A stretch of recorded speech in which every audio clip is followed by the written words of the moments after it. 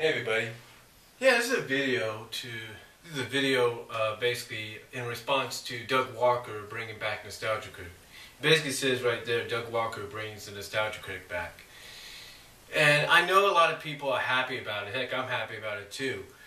But, well, let's be honest. I think we all knew as fans that we weren't going to see the end of the Nostalgia Critic. I mean, you don't just have someone... if you're Doug Walker, you don't just say, I'm going to have the critic pop up here and there and every now and then. I mean, hey, you had him pop up in a December episode, one of the December episodes of Linkara's On Top of the Fourth Wall.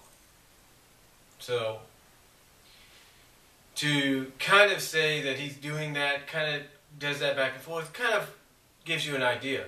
I mean, heck, I even said it back in my video. I said, I don't think it's the end of it. I think, he will be back and all that. But honestly, I think Doug kind of, in his own way, unique way, to himself, or have his iconic character say to himself, or say to him that, basically what I think we all knew. Doug was just burnt out. He didn't know exactly he and Rob didn't know exactly what they were going to do next. So, they didn't know what kind of reviews. And I'm pretty sure Doug, when he was coming up with the idea to probably bring him back, because let's face it, I mean, I know Demo Reel had its fans and everything. There's no doubt about it, but I think what Doug was realizing was Demo Reel is a great thing, but it's a lot more, you're putting a lot more effort into this. You're doing a lot more with this than you did with the Nostalgia Critic. And also, I think he realized that it wasn't getting as many views as he was hoping for. So, I'm pretty sure what Doug realized was, I need to probably bring this guy back. And then when he said, basically in that episode, yeah, look at all the reviews of it, not reviews, but all the fans saying, hey, bring him back, it's because those people missed him. They missed the character. They missed him reviewing movies and all that.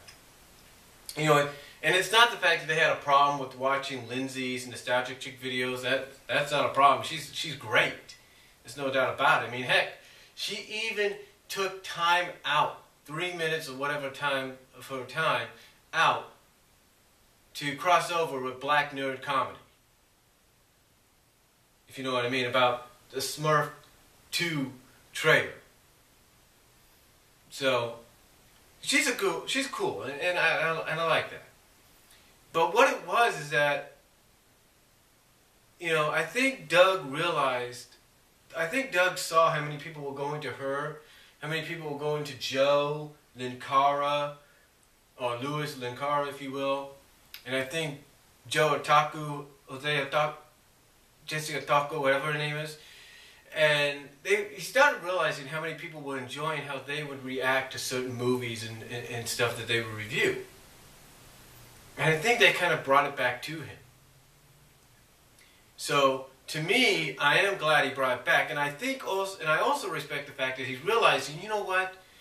I can't just review old nostalgic movies of the 80s and the 90s and the early 2000s. I got to review some of the movies that have come out in the recent years. Because he does have a point. See, even though they may be new to us, like let's say, what do I have here? Okay. Let's say Lord of the Rings. This came out, the last Lord of the Rings. This came out in 2003, right?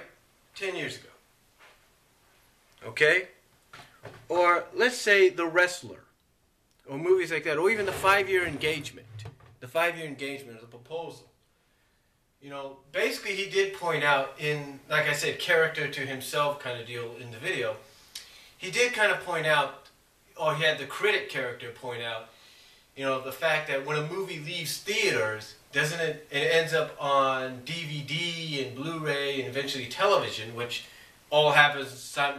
nowadays all happens simultaneously in the same time frame, in the same day. That doesn't it make it a little nostalgic? Because now people are watching it on television. Despite us watching it on DVD, Blu-ray, digital, or even on demand, doesn't it make it nostalgic, just a bit nostalgic? And he does bring up a good point, because when you go and see a movie in the theaters, you know, you always come out remembering, you always come out with memories of how good or bad it was. So it kind of gives you a nostalgic feel of when it comes out on DVD, when it finally gets released on DVD, and Blu-ray and on demand. It gives you that nostalgic feel of like, yeah, I remember watching that I remember watching it when it came out, you know, a few months ago, or like 5 months ago in the theaters, and I remember how packed it was. I remember this, I remember that. Heck, I'll give you an example. When I saw X-Men 2, when I saw X2, X-Men United, I went and saw it twice in the theaters, in the same day, twice. And I remember sitting next to this one guy, and we saw the ending with the Phoenix in the water. And we were like, oh yeah, everybody's cheering, I'm high-fiving this guy, I don't even know who he is. Yeah, just high-fiving him, going like, oh yeah, Phoenix, you know. Because that's what we, as fans of the movies, have been waiting on to see in the X-Men movies. So that's a nostalgic feeling, knowing that back then I was like, oh yeah, this is going to be great. So that to me is a nostalgic feeling, and that's exactly what I think Doug was getting across here now, that he's realized he can still do nostalgia critic, but he also can do, but he doesn't have to be limited to just nostalgic movies of the past decades. He can also do movies that had been in theaters, even as recently, but are now being seen in homes around the world. So I think that's a great move on his part. I also think it's a great move that he's going to do it every other week. In other words, every other week, every 2 weeks, or something like that, or every other week, or whatever you call it. So not like what he used to do. Not like, okay, today he would do, like, let's say, yesterday he did one, right? So that kind of gives you an example of what he's doing. So instead of doing like doing one next Tuesday, he's waiting until the 5th of February to do it. And then after that, he'll probably do one 14 days later on the 19th. You kind of get the idea. So I think that's a great move because, like he said, it keeps things fresh, and he might do a few mini things here and there. So so basically my opinion on this, I'm glad Doug's brought him back, because I think he pretty much figured, you know what, maybe this whole demo reel deal is, you know, it works, but there's so many, but just like with a nostalgia critic, there was so much they could do with it. But in my honest opinion, I think he woke up and realized, you know what, there's so much I can do with demo reel, you know, but what else can we do? And then I believe when he looks back at Nostalgia Critic and he gets all these fans saying, hey, do this, you need to come back, we want him back, I think he's realizing, you know what, there is more I can do with this guy. I just cannot limit myself to certain things. Now, true, a lot of us would like to see him do classic nostalgic films and shows of the past, of the 80s and the 90s and the 70s, and the early 2000s, early to mid 2000s. I don't blame you on that. But he's realizing, again, I know I sound like a broken record here, but he realizes he cannot just be limited to being just, you know, old stuff of the past 20, 30, 40 years. He's got to take it to that next level. He's got to improvise by bringing in other things. He's got to improvise by, let's say, reviewing a movie like Hope Springs, you know, or a movie like The Watch. Kind of get what I'm saying, right? Now, again, it's not saying that he's not going to go back and do some reviews of movies of the 80s and the 90s. Because believe me, in 70s, because believe me, a lot of people are going to come out and suggest to him what they would like to see.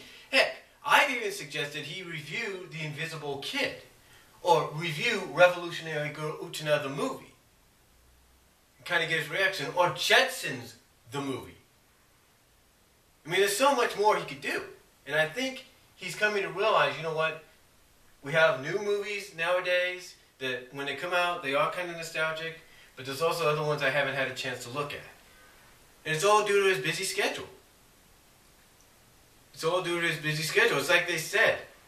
I think they mentioned in the video. You know, he's got sibling rivalry he's doing, and that's a good thing. That's just a little short video he does with his brother. He's got some other things he does, you know. But I think in a sense he's realizing that demo reel wasn't getting the kind of viewership he was hoping for. And that this is probably the best option, is to go back. And especially if the fans want it, go back to it. And maybe improvise. Maybe say to yourself, you know what? There is more I can do. And perhaps I can review movies that were recently in theaters but are now on DVD, Blu-ray, digital, and on demand. So I think he's realizing that he could do those kind of reviews along with the classic nostalgic movies and television shows of the past decades. So again, am I glad he's back? You're damn right I'm glad he's back. I'm happy about it. And I'm sure anybody else is. You know, so I'm glad he's back. I love how they kind of implemented Lindsay in here and how she's probably the one that maybe, in my opinion, maybe kind of convinced him to do that plot hole thing, and maybe because she wanted to be the #1 nostalgic, and now she's back behind, not behind him, but now she's the other nostalgic person they want to watch. I mean, again, like I said, she's a great reviewer, don't get me wrong, but I like how, you know, it's kind of like, I like how they implemented her in this comeback video, on this comeback featurette, where, you know, she's like, you know, she doesn't want to lose being the only nostalgic person now, or nostalgic reviewer. She wants that #1 spot, but now she has to give it back up to the nostalgic critic. So I loved how they implemented her on that. I love the cameos by Linkara, Brad, Todd in the Shadows. I love all that. So, and again, you know, even though I didn't see the movie, I didn't see the movie. Taking my time there. Even though I didn't see the movie, I like how they kind of used the whole situation with demo reel being nothing more than like a prison, sort of like a purgatory, sort of like a punishment for Critic always making fun of certain things and not really realizing that, yeah, it may be a bad movie and it doesn't make any sense, or it may be a bad show or special and it doesn't make any sense, but these people do try to put their effort into it. They do their best to put their effort in. They're trying their hardest. I like how they kind of use that as sort of a surprise twist to bring the Critic back.